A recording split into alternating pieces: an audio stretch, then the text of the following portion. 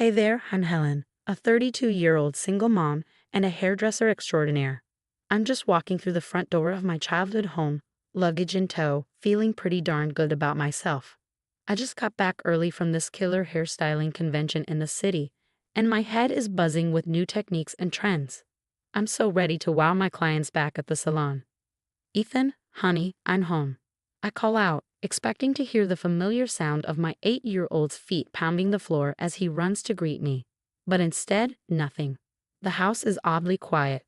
I head upstairs, figuring maybe he's in his room, deep into some game or book. But when I push open his door, I stop in my tracks, my jaw nearly hitting the floor. What in the world? I gasp. Ethan's room, the one with the rocket ship bedspread and the glow-in-the-dark stars on the ceiling, is gone.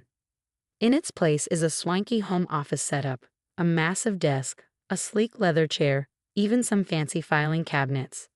Mom, I shout, my voice echoing through the house. Ethan? I race downstairs, my heart pounding. That's when I spot him, curled up on the pull-out couch in the living room, fast asleep. Helen, is that you? My mom, Linda, pops her head out from the kitchen, smiling like everything's fine. You're home early. Mom, what's going on? Where's Ethan's room? Oh, we had to make some changes. Come meet Greg. She says it so casually, as if moving my son out of his room isn't a big deal. And right on cue, in walks a tall guy with salt and pepper hair, all smiles and firm handshakes. You must be Helen. I've heard so much about you, he says, extending a hand. And you are? I ask, my eyes narrowing. This is Greg, my boyfriend, Mom gushes.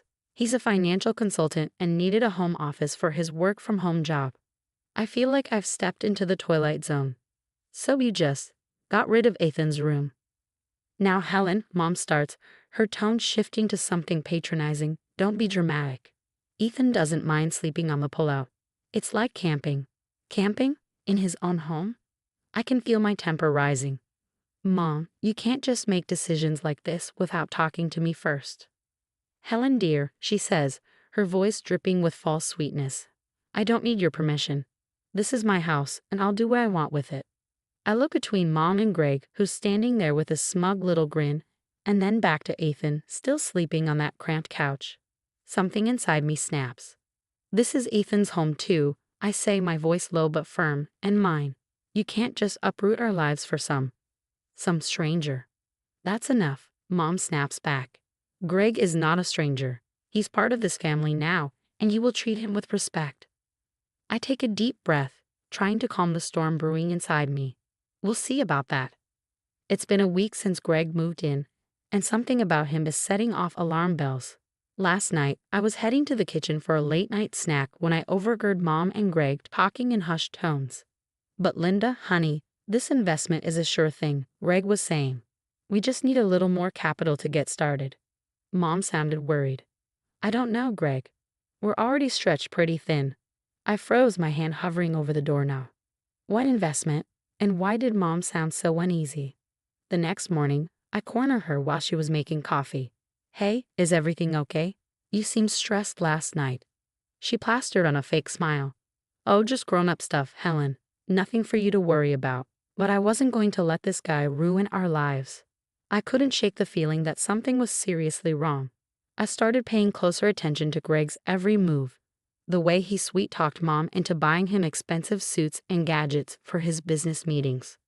One afternoon, while Greg was out, I decided to sneak into his new office, Ethan's old room. As soon as I saw the bank statement lying on the desk, my blood ran cold. It was Ethan's college fund account, and the balance was way lower than it should have been. Mom, I shouted, storming into the living room. What happened to Ethan's college money? She looked up at me, wide-eyed, like a deer caught in headlights. Helen, I had to borrow some. Greg's business venture needed a little boost. I couldn't believe what I was hearing. You're kidding, right? That's Ethan's future. Right then, Greg waltzed in, perfectly timed. What's all the commotion about? I spun on him, anger burning in my chest. You tell me, Greg. What exactly are you doing with my son's college fund? He had the nerve to look offended. Now, Helen, I don't appreciate your tone. Your mother and I are making smart investments for all of our futures. Smart investments? Like what? Your fancy watch? Your new car? Greg's expression darkened. You don't understand business, Helen. Sometimes you have to spend money to make money. Helen, that's enough, Mom snapped, suddenly standing by Greg's side. Greg knows what he's doing. If you can't be supportive, maybe you should find somewhere else to live. I stared at her stunned. Are you serious? You kick out your own daughter and grandson. Mom looked torn, but Greg quickly put his arm around her. Linda, sweetheart, maybe Helen just needs some time to cool off and think about her attitude. I stormed out of the room, my mind racing. This was worse than I thought. Greg had Mom wrapped around his finger, and he was bleeding us dry. I knew I needed help. Grabbing my phone, I dialed my best friend, Sarah. Sarah? It's Helen. Remember when you said you owed me for fixing that disastrous perm? Well, I'm calling in that favor. I need you to dig up everything you can on a guy named Gregory Walters. And I mean everything. Sarah's voice immediately grew concerned. Helen, what's going on? I took a deep breath. I think my mom's new boyfriend is a con artist and he's about to ruin our lives. I need proof before it's too late. Sarah came through faster than I could have hoped. A few days later, we met at our favorite coffee shop, and she slid a thick folder across the table. Helen, she said, her eyes wide. You're not going to believe this. I flipped through the pages, my stomach dropping with each revelation. Multiple pyramid schemes, 3 ex-wives. I muttered, barely able to process it all. Sarah nodded grimly. And that's not all. Look at the bank records. My heart stopped as I scanned the documents. He's been siphonning money from Mom's accounts. How did I miss this? I whispered, feeling the weight of guilt and frustration press down on me. Sarah reached across the table, gripping my hand. Helen, you need to tell your mom. Determined, I gathered the evidence and rushed home. I found Mom in the kitchen, humming as she cooked. Mom, we need to talk, I said, laying the documents on the table. It's about Greg. She sighed, clearly exasperated. Helen, not this again. Mom, please just look at this, I urged, flipping through the papers. Greg isn't who you think he is. I laid it all out, the fraud, the ex-wives, the embezzlement. As I spoke, Mom's face shifted from disbelief to shock, and then to anger. How dare you? She snapped. You're just jealous that I found happiness again.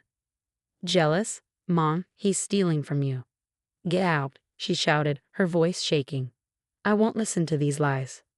Just then, Greg walked in, his face carefully arranged into an expression of concern. Linda, darling, what's wrong? Tears welled up in Mom's eyes. Helen's trying to turn me against you with these ridiculous accusations. Greg's eyes narrowed as he turned to me. I think it's time you left, Helen. But I stood my ground. I'm not going anywhere. This is my home too. Greg smirked, pulling out a document from his jacket. About that, he said smoothly. Linda, remember that transfer we discussed? For tax purposes? My blood ran cold. Mom, what is he talking about? She wouldn't meet my eyes. It's just a formality, Helen. The house is in Greg's name now. I could barely comprehend what I was hearing. You're putting me and Ethan on the street, your own daughter and grandson. Greg wrapped his arm around Mom again. Now let's not be dramatic. You're welcome to stay, as long as you stop spreading these vicious rumors. I stared at them both, my heart pounding, fury and betrayal coursing through me. Then something inside me shifted.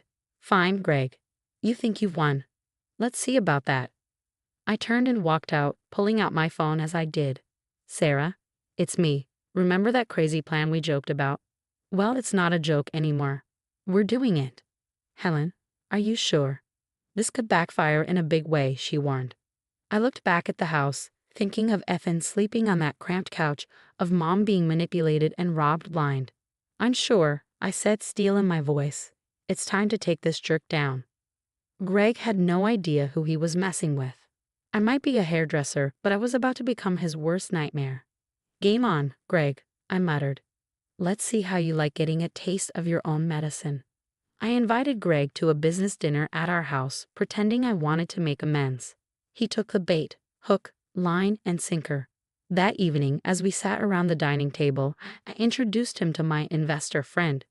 Actually Sarah, in disguise. So Greg, Helen tells me you're quite the financial whiz, Sarah said, laying it on thick.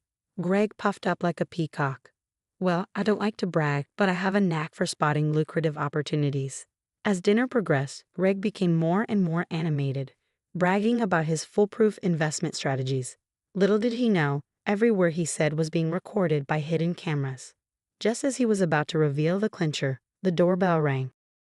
My heart pounded as I went to answer it. Two men in suits stood at the door, badges in hand. FBI. We're here for Gregory Walters. The look on Greg's face was priceless as the agents walked in. Gregory Walters, you're under arrest for multiple counts of fraud and embezzlement. Mom looked shell-shocked. Helen, what's going on? I took a deep breath. Mom, everything I told you about Greg was true. And now we have proof. In the days that followed, the truth came out. Greg's fraud was even more extensive than we thought. Mom was devastated, but also grateful we had stopped him before he could do more damage. A week later, Mom called me into the living room. Helen, I've been thinking. I want to make things right. She handed me a document. It was the house deed, with my name added as co-owner. I was speechless. Mom, It's the least I can do. This is your home too, yours and Ethan's. Thank you, Mom, but you know this doesn't fix everything, right? She nodded sagely. I know. I've decided to move out for a while. Give you and Ethan some space. I found a nice little apartment nearby. That evening, Ethan and I stood in his old room, now no longer a home office, but a blank slate. What do you think, kiddo? Ready to redecorate? Ethan's eyes lit up. Can I have a superhero theme? I laughed, ruffling his hair. Anything you want, baby. As I tucked Ethan into his own bed that night, no more pull-out couch, I couldn't help but smile. We'd been through hell, but we'd come out stronger. Now that you've heard my story, I've got a question for you. How far would you go to protect your family from a manipulative person? Even if it meant going against your own parents' wishes, would you risk everything like I did, or would you handle it differently? Share your thoughts in the comments below. Your experiences and opinions matter, and they might help someone else facing a similar situation. If you enjoyed this wild ride, don't forget to hit that like button and subscribe to the channel for more real-life drama and stories of triumph over toxic people. Your support means the world to me and helps me continue sharing these important stories. Thanks for listening, and remember, sometimes you've got to fight fire with fire to protect what's yours.